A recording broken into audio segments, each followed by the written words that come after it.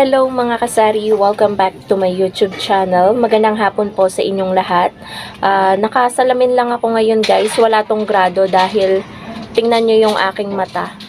May kumagat po sa aking kaliwang mata, kaya ako po ay nagsalamin. For the first time, nakita nyo akong nagsalamin kasi hindi bagay kasi sa akin mga kasari ang magsalamin.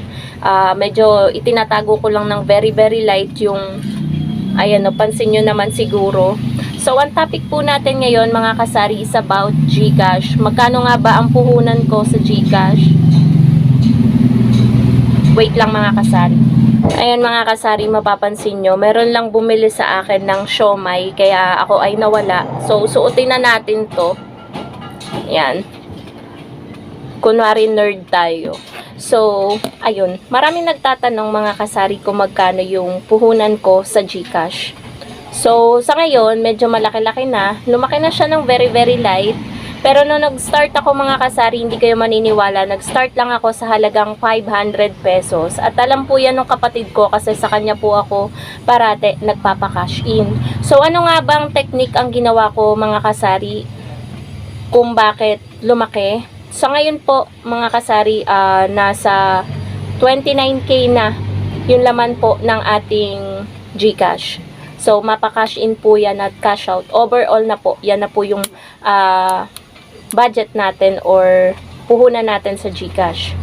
So, i-share ko din sa inyo mga kasari kung magkano yung charge natin sa cash in, cash out, and then yung charge natin sa load para malaman nyo po. Marami kasing nakapagsabi ang mura ko daw mag-charge. Lalo na kapag sila daw kasi pag mga above 70 ganun na ay nasa plus 5 na. So, sinunod ko naman yung mga kasari natin dahil parang medyo naliliitan din ako sa aking charge. So, kaya binago ko nung nakaraan lang at nagpa-skill na ako dito para alam ko na rin ni partner kapag nasa loob ako ng bahay, siya yung nagbabantay dito. Alam niya kung magkano yung ipapatong niya sa load. So, ayun po mga kasari, nag-start po ako sa halagang 500 pesos, sa puhunan na 500 pesos sa GCash. Hindi po kayo marahil maniniwala, pero doon lang po talaga ako nag-start. Meron lang mga nakatulong sa atin na benta ng tindahan, like benta ng sigarilyo at alak. Yan po talaga ang nakatulong sa akin kung bakit lumaki po siya ngayon ng umabot ng 29K. So, hindi naman po siya kalakihan, di ba mga kasari? Pero para sa akin, na nagsimula lang sa 500 pesos, malaking halaga na yon. So, marami dyang nagpupuhunan ng 100K, 500K, 200K. So, malaki na yung puhunan nila sa GCash. Kasi, iba-iba naman po yan mga kasari Depende sa place. Dito po kasi sa lugar namin hindi naman gaanong kalakasan. Tama lang, sakto lang. May mga lugar kasi na sobrang in demand talaga ang GCash, lalo ang cash in at cash out. So dito, sakto lang. May times nga na tulad ngayon, may sabong, hindi gaanong ka in demand ngayong araw na to ang cash in, cash out. Meron namang araw na may sabong na kunwari, Sabado or Linggo, na as in guys, sobrang walang humpay yung nagpapa-cash in, cash out. Minsan nga may natatanggihan pa tayo na nagpapa-cash in kasi ubos na yung laman ng ating GCash, yung laman ng cellphone natin. So, ayun, paano ko nga ba napalaki? So, eto guys, kapag cash out, kung ano yung laman nito, ito kasi guys yung lalagyanan ko GCash/load. So, magkakasama na yan dito. So, merong laman yan. Siguro ang laman nito ngayon nasa 12 to 13, 14K, ganun. So, kapag may nag-cash out ng 10K, so magkano yung charge natin sa 10K? 200 pesos. Kasi kada 1K is 20 pesos. So, di ba mga kasari, nakakahinayang yon kapag walang laman yung lagayan natin ng sa GCash, 'di ba? So 200 pesos din yung mawawala sa atin. Kaya ayun, kapag walang laman 'yan, may nakakatulong sa akin, guys, para magkakita pa rin tayo sa GCash. At yun nga, guys, yung ating benta sa sigarilyo. Most of the time sa benta ng sigarilyo kasi yun yung hindi talaga nawawalan.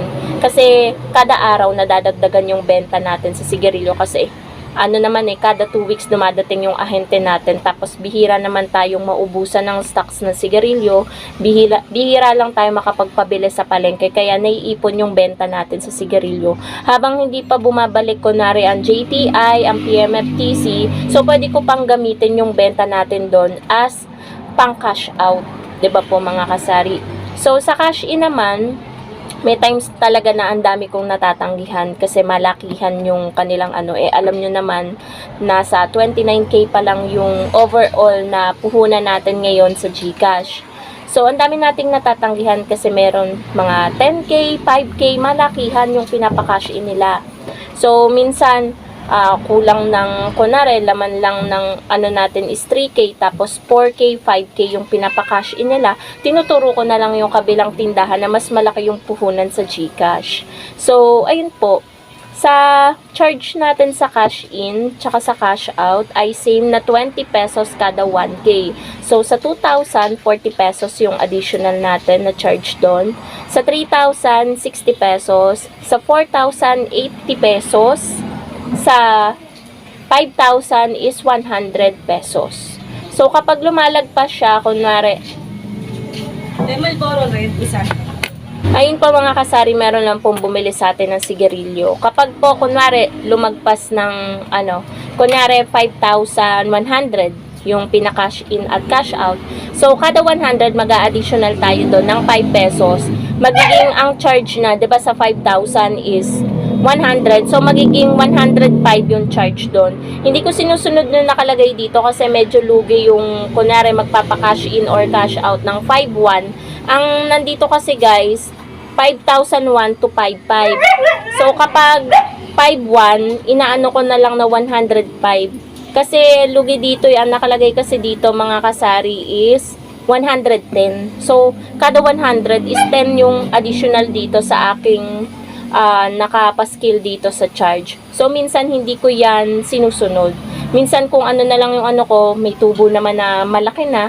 So, hindi ko na sinusunod yun nandito. Pero most of the time, sinusunod ko yan. Kasi ayoko na magre-reklamo si customer. Ay, ba't nung nakaraan, iba yung kinuha mo sa aking charge, ganito, ganyan. So, kailangan pa rin nating sundin yung nandito.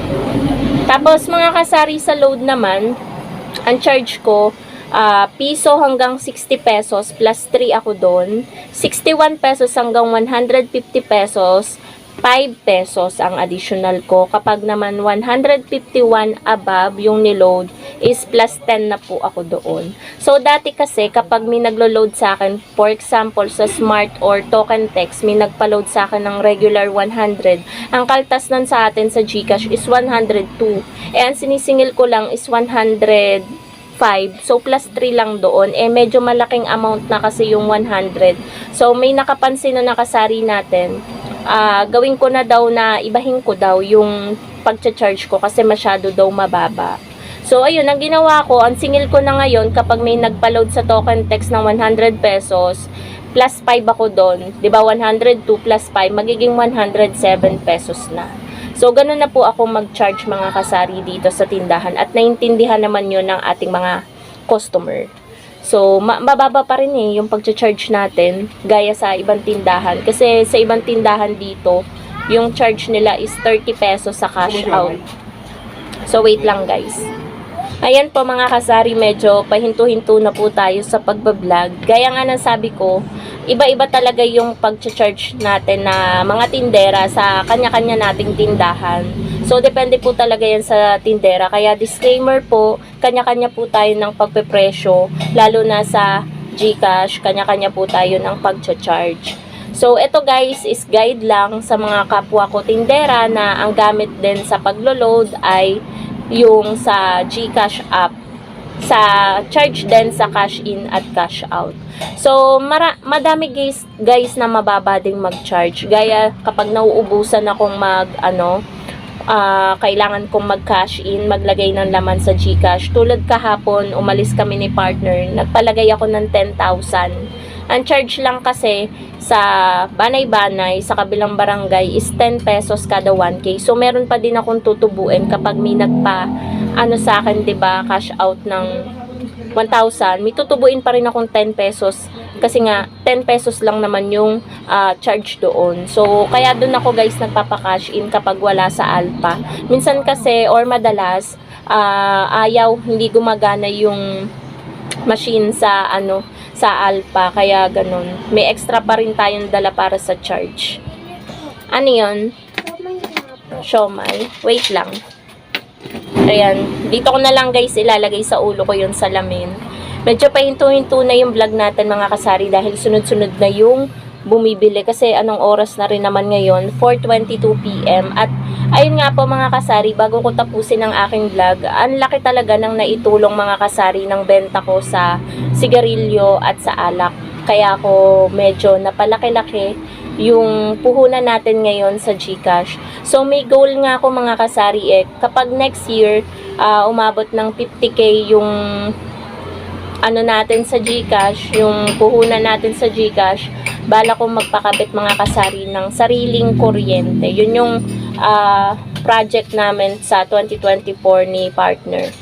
So ano na naman problema mo? Ayun pa mga kasari, biruan lang namin yun ni partner kasi kumuha na siya ng pambili ng ulam dahil magluluto na siya, mag-aalis 5 na kasi. Sa kanya kasi nakatoka ang pagluluto. So, ayun mga kasari, ang laki talaga na naitulong ng sigarilyo, benta sa sigarilyo at benta sa alak, kaya natin napalago yung ating at yun nga yung goal natin guys, na magpakabit ng sariling kuryente dahil medyo napakahirap, nakaka-stress mga kasari, lalo na syempre 'di ba hindi naman tayo mayaman, syempre nagkakaroon tayo ng problema paminsan-minsan na medyo nasa-short tayo sa pambayad ng kuryente dahil ang hirap kasi nung tapong-tapong. Tapos ako yung pinaka number 1 na nai-stress kasi ako yung may negosyo. Hindi talaga pwedeng maputulan ng kuryente dahil stop talaga ang negosyo. Paano yung rep, paano yung pagsusyomay natin kung wala tayong kuryente. Kaya ako yung number 1 na napapaisip kapag hindi pa kompleto yung pambayad ng kaya kapag nakaipon-ipon, balak ko magpakabit ng sariling kuryente at balak din nung isa ko pang kapatid. So baka magsabay kami next year. So sana hoping na medyo bumenta ngayon ng ating GCash. Sana madaming magpa-cash in at cash out para makaipon agad tayo ng pampakabit natin ng sariling kuryente. Ang estimated daw nun, nasa 10 to 15k na magpakabit ng sariling kuryente. So ayun po mga kasari, sana nagkaroon kayo ng idea. Ayan, yan yung nagsimula lang po ako sa 500 pesos na puhunan sa GCash at napalago ko lang talaga. Nag-start lang ako mga kasari muna sa paglo-load. So habang tumutubo yan, pa-tres-tres, ganyan, pa 5-5 piso yung patong natin. Habang tumutubo, nag-a-add ako ng ipapa-cash in sa kapatid ko hanggang sa mag 600, 700, hanggang sa lumaki ng lumaki sa tulong na rin nga ng benta natin sa sigarilyo at alak. So yun lang po mga kasari. Thank you so much for watching and I hope nag-enjoy kayo dito sa na-share ko about GCash. So, ang dami kasing nagtatanong, although nakapag-vlog na ako, hindi nila siguro mahanap sa sa dami na ng mga upload ko dito sa aking YouTube channel, kaya binalag ko ulit. So, ayun po mga kasari, happy selling po sa inyong lahat and God bless po. Bye guys!